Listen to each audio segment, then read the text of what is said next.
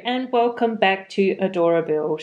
My name is Ruth and my little dog is called Pucky. And today I have another city update for you guys. And in this video I thought that I would explore in more detail what I am planning to do with the other table in my Lego city so far.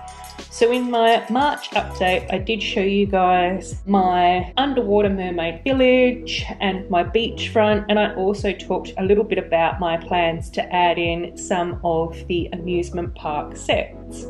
And at that time, I did show you guys my other table, which had a few of my pre-existing modified builds on it, such as my Grand Hotel, Arendelle Castle from Brave, the Friendship House, and a few other little bits and pieces. So I thought that it was important to acknowledge that my plans for that particular table are actually to create a bit more of an Arendelle frozen winter wonderland area. So I do have a lot of the Frozen and the Frozen 2 Lego sets. So starting off, we will actually need Arendelle, the city itself. And there are a couple of really lovely castle builds that we have for the Arendelle Castle, the more recent one and then the slightly older one, as well as quite a few different sets with market stalls in them. So my thoughts for that area would be to place the castles and possibly even add in a few other buildings into a little bit of an Arendelle area with the market stalls lined up out the front, and then possibly even like a area for the rowboats or some sort of dock that does have water out the front, because Arendelle is based on a lake. The next little area that I thought would be really interesting to create would be a woodland area using a lot of the Frozen 2 sets that have that beautiful light lavender base, and then the birch trees, as well as that fantastic yellow, orange and magenta foliage. And I thought that that would be a really nice contrast to the city, particularly around a colour palette as well.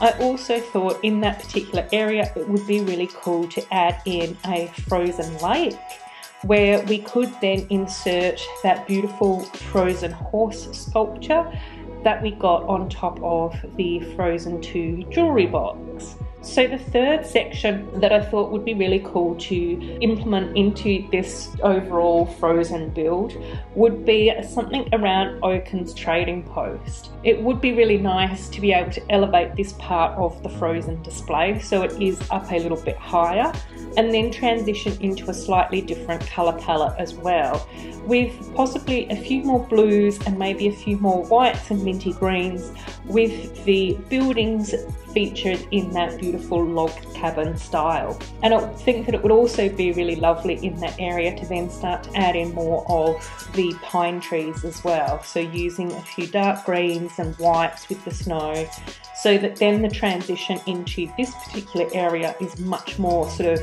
greens and whites and browns, so it looks really foresty. And then of course the final section of the Frozen display will be Elsa's Frozen Castle. So we have got a number of castle sets so far, and I do think that they are all really lovely, but I would like to be able to combine them all into a mega castle, and also possibly make the castle quite a bit longer so the proportions match in a lot better.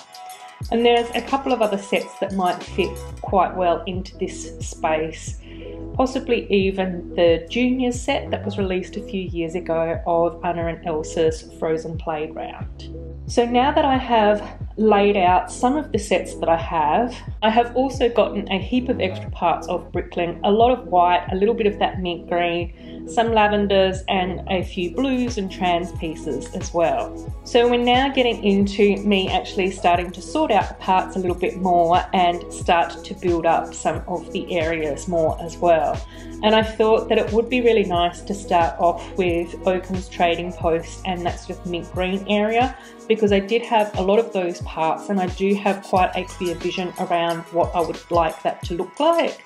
So I've pulled out the 3 builds that I would like to include in the area, and then I'm starting to just sort of place them together on the plates and starting to raise things up with some of the snow as well. And one of the things that I do really like to do with my Lego displays is a lot of layering. So we get some really beautiful contours, and we also get some really nice sort of terrain landscapes as well. So my builds are generally quite part heavy. And again, I do suspect that with this build it is going to take quite a long time to finish because of the amount of parts that it will probably require, and ultimately the amount of probably money that's going to take to sort of finish this off as well.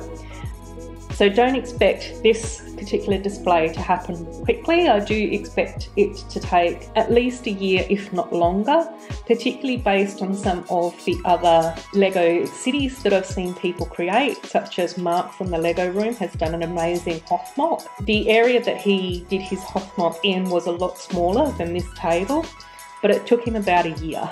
So I think that this display is just really going to depend on how much time, energy, effort, finances and all of that sort of stuff I can spend putting into this build.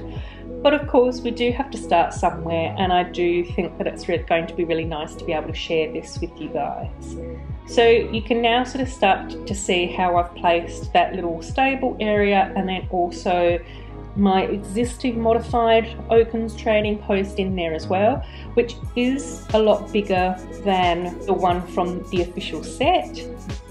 But this particular version I'm not 100% happy with. So I do think that I will be going on to modify this even further.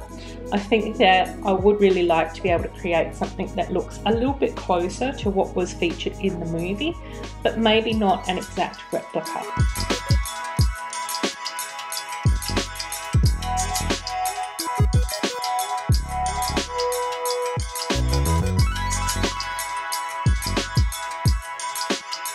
It's also going to be quite interesting to see how I go with creating snow, since I live in Australia and we don't have that much snow here.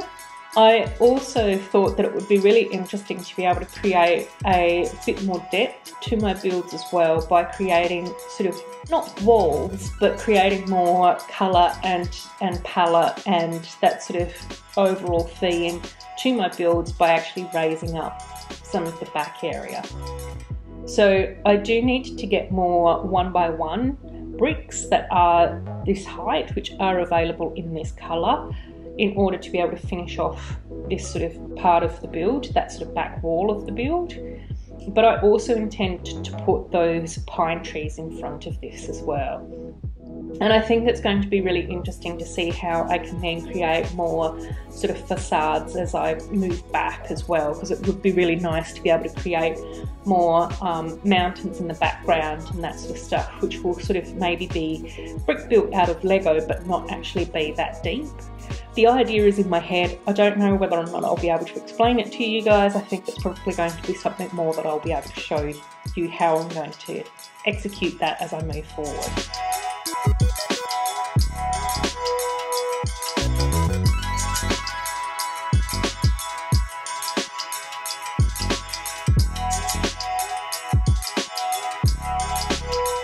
It's also going to be quite interesting to see how I can actually use the different levels in this build as well. I do suspect that Arendelle and the forest will need to be raised up a little bit, possibly somewhere between 2 to 5 bricks perhaps, because I do want both of those areas to have water featured in them. I think it would be also really nice to be able to see if I could feature some sort of waterfall or river running past Oaken's trading post. Since Anna does fall in the river before she gets to Oaken's trading post, so I think that that might be quite a nice design element. I don't know whether or not I will have the river running all the way up through and past the castle, or whether or not it might just disappear into the mountain.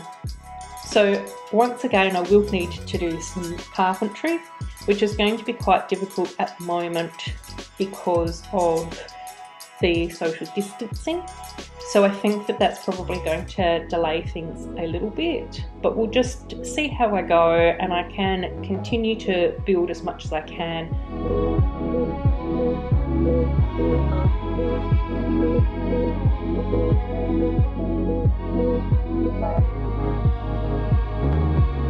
And it's also going to be quite interesting to see how I go about integrating each of the different areas in with each other, because while I want there to be sort of a separate colour palette for each of the 4 areas, I do still want them to look like they do belong to the same world and that they sort of coexist with each other. So that's going to be an interesting little challenge that obviously I will be able to sort of play around with and work out in more detail as I get further along into the build and once I sort of start lining up the different areas with each other.